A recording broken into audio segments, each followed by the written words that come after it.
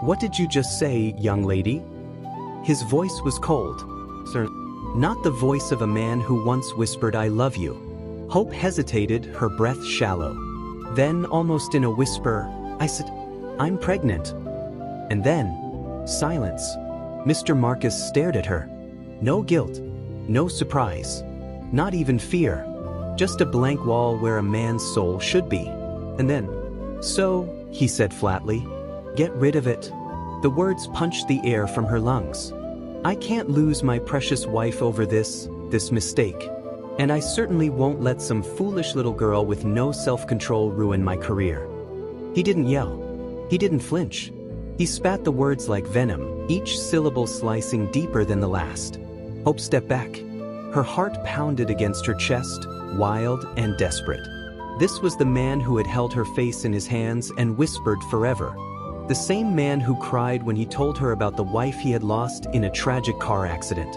The man who swore he'd take care of her the night he made love to her in his office.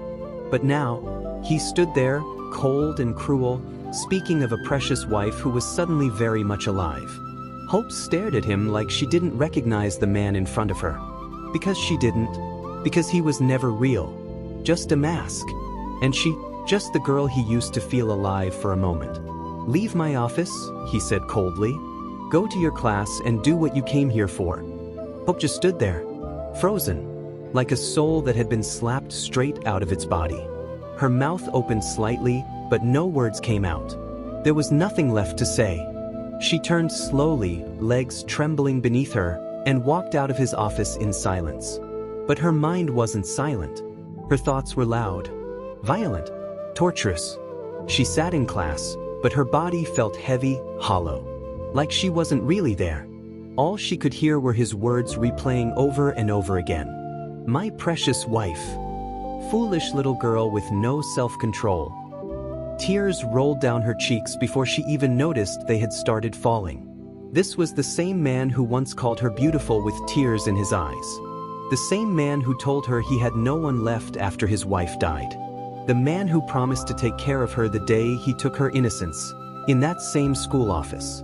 And now, he spoke to her like she was dirt, a mistake, a problem to be thrown away. She had been so blind, so foolish.